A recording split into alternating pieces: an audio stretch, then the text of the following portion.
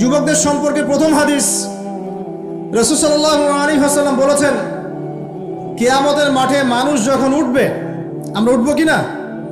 আচ্ছা, নাকি উঠবো না? যারা আগুনে পুড়ে গেছে তারা উঠবে কি না? যারা পানিতে ডুবে গেছে, যাদের লাশও খুঁজে পাওয়া যায় নাই, উঠবে কি না? উঠবে। আচ্ছা, যখন মানুষ উঠবে তখন তাকে 5টা প্রশ্ন করা হবে। কয়টা ভাই? এই 5টা প্রশ্নের আগে সে তার পা সামনেও ফেলতে পারবে না, পিছনেও ফেলতে পারবে না। আমরা কি একটু চিন্তা করতে পারছি কত ভয়ঙ্কর হবে বিষয়টা? এই সামান্য গরমে আমাদের অবস্থা খারাপ, সূর্য সেদিন সামনে নিচে, আর মানুষ উঠে দাঁড়িয়ে আছে। তাদেরকে 5টা প্রশ্ন করা হবে। যতক্ষণ পর্যন্ত প্রশ্নের উত্তর দিতে পারছে না, সামনেও যেতে পারবে না, পিছনেও আসতে পারবে না, পা নড়াতে পারবে না। 1, তোমার পুরো জীবনটা তুমি কোন কাজে ব্যয় করেছো? উত্তর কি রেডি আছে আমাদের কাছে? আমরা কি বলতে পারবো, হে আল্লাহ, আমরা আমাদের পুরো জীবন তোমার ইবাদত করে কাটিয়েছি? 2, তোমার যৌবন স্পেশালি তুমি কোন কাজে ব্যয় করেছো? তোমার যৌবন তুমি স্পেশালি কোন কাজে ব্যয় করেছো? যুবকরা কি উত্তর দেওয়ার জন্য প্রস্তুত আছে যে আমাদের যৌবন আমরা আল্লাহর পথে কাটিয়েছি? সবাই কি বলতে পারবো? 3 নাম্বার, তোমার রিজিকের উৎস কি ছিল? কোন পথে সম্পদ অর্জন করেছো?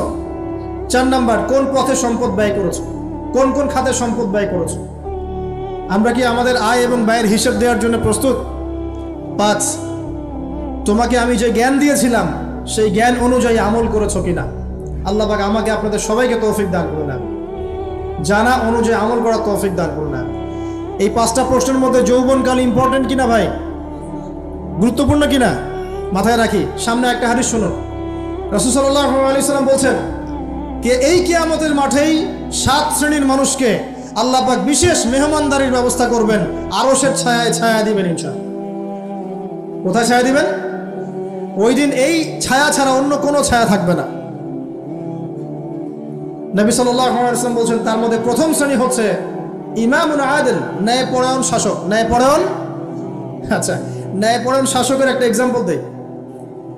মক্কার জাহেলি যুগে সাহাবীরা ঈমান নিয়ে এসেছেন, বাস তাদের উপর নির্মম নির্যাতন শুরু হয়ে গেছে। আবু জেহেল, আবু লাহাব, উতবা, শাইবা। তখন সাহাবীরা আল্লাহ রাসূলের কাছে এসে বলছেন, ইয়া রাসূলুল্লাহ, আপনি একটু বদদোয়া করেন, তাদের উপর বদদোয়া করেন, আমরা তো আর পারছি না। নবী সাল্লাল্লাহু আলাইহি ওয়াসাল্লাম বললেন, তোমরা মক্কা থেকে হিজরত করে হাবাসায় চলে যাও। কোথায়? হাবাসা। হাবাসা মানে হচ্ছে আবিসিনিয়া।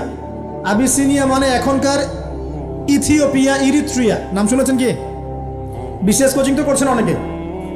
আফ্রিকা মহাদেশের একটা ছোট্ট দেশ ইরিত্রিয়া, ওখানে চলে যাও। তখন বলেছিলেন তিনি হাবাসায় চলে যাও। সাহাবীরা জিজ্ঞাসা করছেন হাবাসায় কেন? নবী সাল্লাল্লাহু আলাইহি ওয়াসাল্লাম বলছেন সেখানে একজন খ্রিস্টান ন্যায়পরায়ণ শাসক আছেন যার রাজ্যে কেউ জুলুমের শিকার হয় না। কি বললাম বলেন তো? হাবাসায় কে আছেন? একজন মুসলিম না খ্রিস্টান? খ্রিস্টান ন্যায়পরায়ণ শাসক আছেন যার রাজ্যে কেউ জুলুমের শিকার, মুসলমান নন এমন একজন শাসকের প্রশংসা করে আমাদের নবীজি বললেন তার রাজ্যে কেউ জুলুমের শিকার হয়। সুবহানাল্লাহ। সাহাবীরা সেখানে হিজরত করলেন।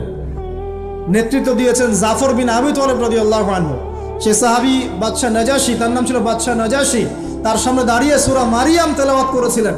ওই সূরা মারিয়ামে ইয়াহইয়া, জাকারিয়া, ঈসা, তার মা, এই গল্প ঘটনাগুলো আছে।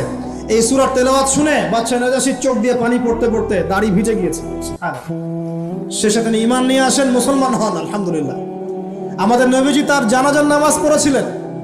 আমাদের নবীজি তার গায়েবানা জানাজার নামাজও পড়েছেন। বলেন সুবহানাল্লাহ। এখানে একটা পয়েন্ট খালি বলতে চাই, একজন অমুসলিম শাসক সম্পর্কে আমাদের নবীজি মন্তব্য করেছিলেন তার রাজ্যে কেউ জুলুমের শিকার হয় না। আর আজকের দিনে সারা বিশ্বের কোন কোন ক্ষেত্রে মুসলিম শাসকদের ব্যাপারেও এই কথা বলা যায় না যে তার রাজ্যে কেউ জুলুমের শিকার হয়। আল্লাহ পাক বলছেন আরশের ছায়া আমি ছায়া দিব 7 শ্রেণীর মানুষকে। কয় শ্রেণী? তার মধ্যে প্রথম শ্রেণী হচ্ছে ইমামুন আদিল, ন্যায়পরায়ণ শাসক। আল্লাহ পাক আমাদের সমস্ত শাসকদেরকে ন্যায়পরায়ণ হওয়ার তৌফিক দান করুন। 2 নাম্বার, সেই যুবককে আমি সেখানে আশ্রয় দিব যেই যুবক তার যৌবনকালটা আল্লাহর পথে কাটিয়ে দিয়েছে। এবার কি হাদিসটা আপনি পেয়েছেন? এর আগের হাদিস কি শুনলেন? পা নড়াতে পারবেন না যতক্ষণ পর্যন্ত এই প্রশ্নের উত্তর না দিচ্ছেন যৌবনকাল কোন পথে ব্যয় করেছেন। এখন যদি আল্লাহর পথে ব্যয় করেন তাহলে আরশের ছায়া ছায়া পাচ্ছেন আলহামদুলিল্লাহ। বাকিগুলো কারা কারা একটু বলে দেই। 3 নম্বর হচ্ছে সেই ব্যক্তি যে একজন আরেকজনকে মহব্বত করে, এক ব্যক্তি আরেক ব্যক্তিকে মহব্বত করে শুধুমাত্র আল্লাহর সন্তুষ্টির জন্য। কথা কি বুঝতে পারছেন? এই মহব্বত আবার এই ছেলে মেয়ের ফ্রি মিক্সিং না। কথা বুঝতে পারেন? দিনের খাতিরে মহব্বত, আল্লাহর জন্য মহব্বত, আল্লাহর জন্য এখানে। 4 নম্বর এমন ব্যক্তি যে এত গোপনে দান করে যে তার বাম হাত জানে না ডান হাত কি দান করেছে। আমরা তো এখন 1 টাকা দান করলে 100 টাকা ফুটাই। ফেসবুক আছে, মারাত্মক একটা জিনিস ফেসবুক, মানে এটা মানুষকে আর মানুষ রাখে নাই। যে ব্যক্তি ফেসবুকে আসক্ত তার সাথে কথাবার্তা বলা, লেনদেন, চলাফেরা খুব ডিফিকাল্ট। মানে কি বোঝেন আগে কথাটা? কেন ডিফিকাল্ট? কারণ সে এত বেশি আসক্ত এখানে যে পান থেকে চুন খসলে সে আপনাকে পাবলিকলি ধুয়ে রেখে দিবে। কিছু হইলে আপনাকে ফেসবুকে টেনে নিয়ে আসবে, ফেসবুকে সবাইকে বলবে উনি আমার সাথে এই কাজ করছেন। আপনি বলারও টাইম পাবেন না যে আপনি নির্দোষ। তো খুব মুশকিল না এগুলা? আল্লাহ মাফ করুক আমাদেরকে। এমন ভাবে দান করে যে বাম হাত জানে না ডান হাত কি দান করছে। 5 নম্বর এমন ব্যক্তি যে এইটা যুবক, এটাও যুবক, যাকে কোনো সুন্দরী নারী আহ্বান করছে জিনার জন্য, সুন্দরী উচ্চ বংশের নারী, যে আসো আমার সাথে জেনা করো। ওই ইউসুফ আলাইহিস সালামের মতো, মনে আছে? ইউসুফ আলাইহিস সালামের ঘটনা মনে আছে? আচ্ছা, কিন্তু সেই যুবক বলে, সেই ব্যক্তি বলে ইন্নী আখাফুল্লাহ, আমি আল্লাহকে ভয় করি, আমি তোমার সাথে খারাপ কাজ করতে পারবো না। এরকম ছেলে এবং এরকম মেয়ে এখন সমাজে খুঁজে পাওয়া যায়? হাতে গোনা, হাতে গোনা। আপনি অনলাইন ঘাটাঘাটি করেন, গুগল করেন, ক্রস চেক করেন, দেখবেন বাংলাদেশের 25 বছরের কম বয়সী ছেলে আর মেয়েদের জেনার হার কত আপনি বের করে দেখেন। 25 বছরের কম যে যুব সমাজ আমাদের সামনে আছে তাদের মধ্যে কত % যুবক এখন পর্যন্ত ফিজিক্যাল সম্পর্ক করেনি কারোর সাথে, আপনি খুঁজে বের করতে পারেন। শুধু ছেলেদের ক্ষেত্রে এটা নয়, মেয়েদের ক্ষেত্রেও আছে।